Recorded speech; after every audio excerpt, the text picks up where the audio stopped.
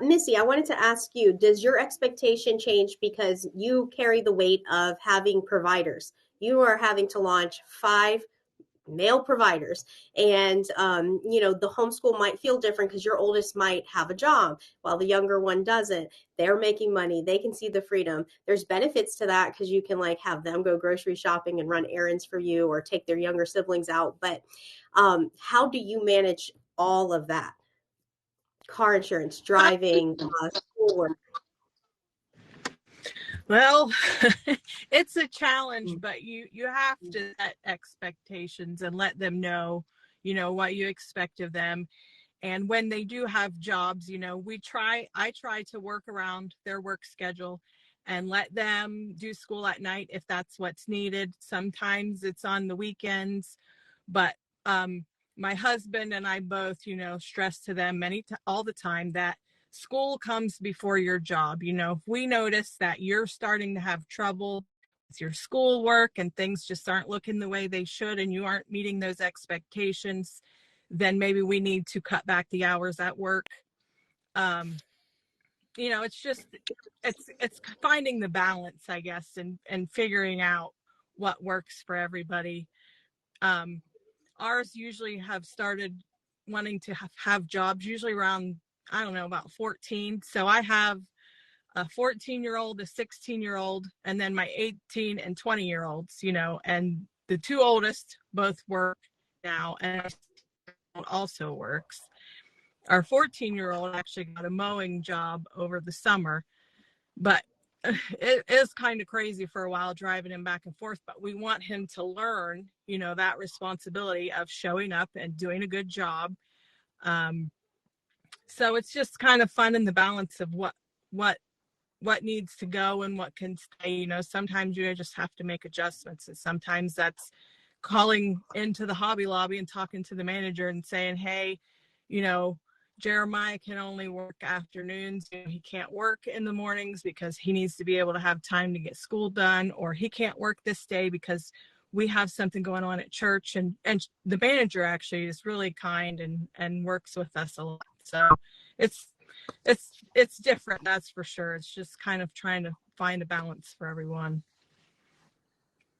Do you have specific requirements that you require for them, or expectations before they can reach certain milestones, or they have to make like something practical? Well,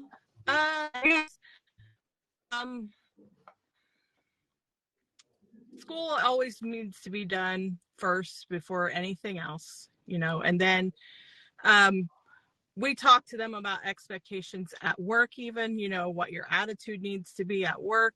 You need to be respectful of those in authority over you. Just different things like that. It's kind of hard to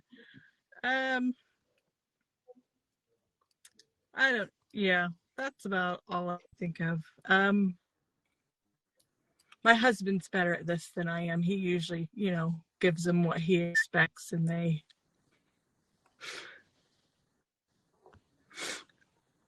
kind of go from there. At school, it's a team effort. So, Chrissy, you remain faithful and consistent with your school while caring for your elderly parents and driving teams back and forth. So, what practical tips and help that help you succeed in this season like this and actually being consistent that school happens? Well, first of all, I think giving grace, knowing that there are times that we are on call, especially with the older parents and grandparents. For us, similar to what Missy said, we'll start our week sitting down kind of like with our family meeting for school and finding out what we need to get done for the week. And if we know we're going to grandma's on Thursday, then we can work ahead and get some of Thursday's work done, Monday, Tuesday, and Wednesday, knowing that if we don't get it done, then Friday might be a harder day because, as you all have said, school really does need to get done. And you can only give a day off so often. And then you start finding yourself that we're behind. We should be finished quarter one by now. And I understand that we try to give ourselves grace to say that we're not behind, but we know that when that calendar is coming up and we have evaluations or even just a test that needs to be studied for. So keeping those expectations clear. And in my home, usually what we had slated for the day, we really tried to get done, and we really try to get done that day. There are times we might have to bump a subject, similar to what Caitlin said, because I noticed my daughter this week, or was it last week, studying for a science test. And she had been studying so hard, and we had to go pick up her sister from work. And the Lord gave me this little idea to bring your study note cards. We're going to do an oral test. And we made a game of it. She would read the question on the front and give me the answer on the back. And if she got it right, I would bing and pop it into the console, and she was like, Mom, what was that? I'm like, that's your "you got it right" sound. And that just was the wind behind her sails. She was so excited because we got to take the test orally as we drove, and we didn't have to go home, and she had to take the test. So there's different things like that. Knowing your child, knowing where their strengths are, knowing where their weaknesses are, and ours too, and then trying to balance that. There are times we do have to say no to things, and that's hard. But then there's other things we really like to say yes to, especially those life-giving events, those memories that we're making. So it can be a balancing act for sure. For us, it might mean only doing one sport a year, or even calling the music teacher and saying we need to pause lessons for a little bit while we get grandma through this stage, or while we get through this stage. So I think it takes a lot of discussion, like you said, with Missy, bringing in your husband and getting some counsel and discussing it. I know sometimes I can be off track, and he comes home and he feels our home is off track. So to regroup and ask him for advice, pray about it together. But it's wonderful homeschooling that we really do have that flexibility. We have that time that we can tweak our schedule. We can do 2 English, language lessons in one day, but push math off and do 2 math lessons tomorrow. So those kinds of things help. Do you have non-negotiables that you'll do, or certain pillars in your day? Like, this has to get done in order for the rest of the rhythm of family to, continue on? Yeah, and that's even changing, because morning time was our non-negotiable. But now that we're out the door in the morning taking one of my daughters to work, morning time has been really hard to fit in. And to come back and then say, now we're going to do 45 minutes or so of morning time, that hasn't worked for us as much this year.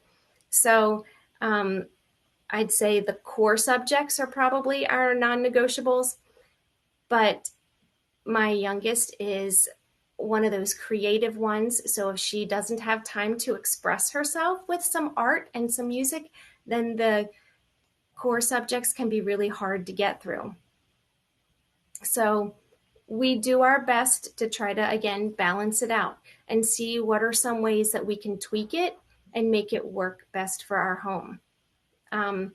Sunday, going to church, that's a non-negotiable on the Lord's Day. So we try not to have schoolwork on Sunday, just because that's our day of worship and then rest. And for my family, we seem to require a lot of rest. So if we don't get that afternoon of rest in, Monday is a tough day. So I think that's mostly it. Again, discussing it with my husband and thinking, okay, do you think I have this lined up right? And it's really been interesting. Sometimes I'll think I have my daughter pegged and I know exactly what I think she's going through. And then once I discuss it with my husband and he brings fresh eyes to the situation, my non-negotiables might change. That's awesome. I love the teamwork there, because that's so helpful, especially in this age, where there's so much transition going on. So I have two kind of difficult questions for you, Christy, at this stage. So friendship and friendship drama and learning how to be a friend tends to really weigh down this stage and the influences. So how do you deal with that? Or on the other side, like loneliness, maybe even some anxiety or depression in teenagers, how does that affect, the tone of the home? Maybe how does that drain you? How do you refuel? How do you guide in that season? Hmm. Well, this might not be popular, but we found with my oldest, texting lended to a lot more drama than I felt was necessary. That was something we kind of had to learn the hard way. So we pulled back on the phone. We pulled back on like Google Chat or whatever type of messaging, because especially with girls and that friendship, those petty little comments that they take back, that they text out and then wish they could take back. Um, Thinking back to my own childhood and my own teenage years, we didn't have that instant communication all the time. If we made a phone call and it didn't go well, or a friend said something at church that didn't settle well, we had all week and Sunday or Wednesday night when we went back to church, that kid had kind of smoothed over. So for some of that, we chose to not do the phones, or we chose to limit the texting, especially when things got, like you said, the drama, and when the hormones are raging and they are upset about something and instantly want to reply and, well, wish they would have held their tongue, through their thumbs there. So that's one thing that I found really helped us. Um, and even now with my older girls who now don't have that restriction, I'm still reminding them, set the phone down and walk away and pray about it. Let it settle for a minute and make sure you're responding in a godly way, in a way that our words, even through our phone, are going to be pleasing to the Lord. Because once those words are out there, they're going to hurt. You can't pull them back. Um, let's see. We don't tend to do a lot of sleepovers, a lot of things like that. So that does help. We do have in our home the times where the hormones are, as Caitlin said, they are going crazy, and we might all need to go to our room and just read a book or work on science separate from everyone and let everybody have a quiet time. And then we'll come back together and hope we've all moved past it. And we might need to ask for forgiveness, or lighten the situation. As for loneliness, I think for my girls, their friends, their best friends have been their friends at church. So we are usually one of the last ones to leave on Sunday morning. And often that is just to give them time to talk with their friends and to just sit there in the sanctuary and, discuss their week with them, or Sunday night after Sunday night church. I don't think we've had a whole lot of loneliness too much. Sometimes there'll be a friend who maybe is doing another event and they wish they could do it. So we try to just remember not to compare, and to be happy for their friend.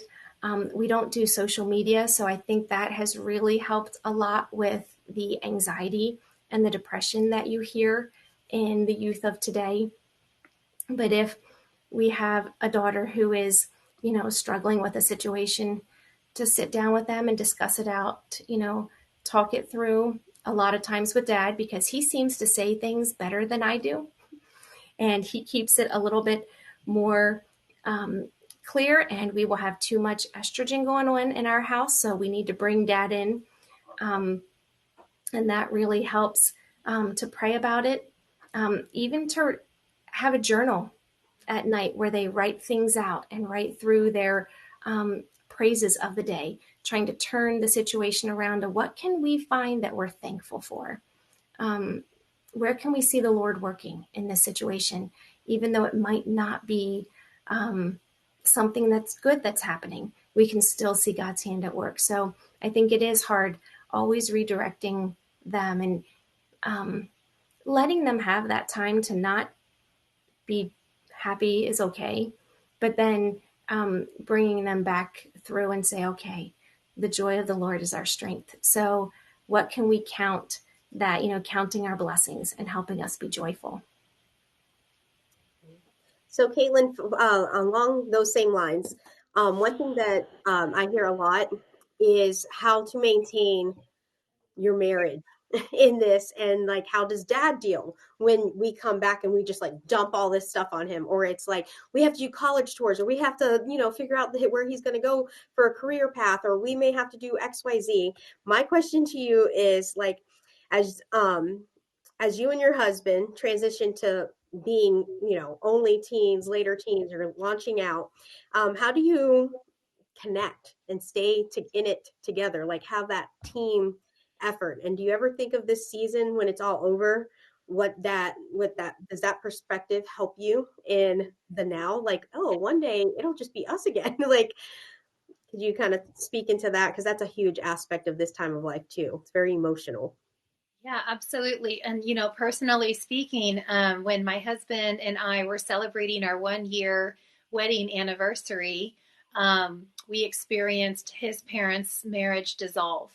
And that really rocked us during that time, to have just celebrated 1 year of marriage, and then to know what it was like to be married as long as we had, which, 1 year doesn't feel like a lot when you've been married longer, but at the time it felt very significant. And as far as what we knew of marriage, to see a multi-decade marriage dissolve right before our eyes was jolting.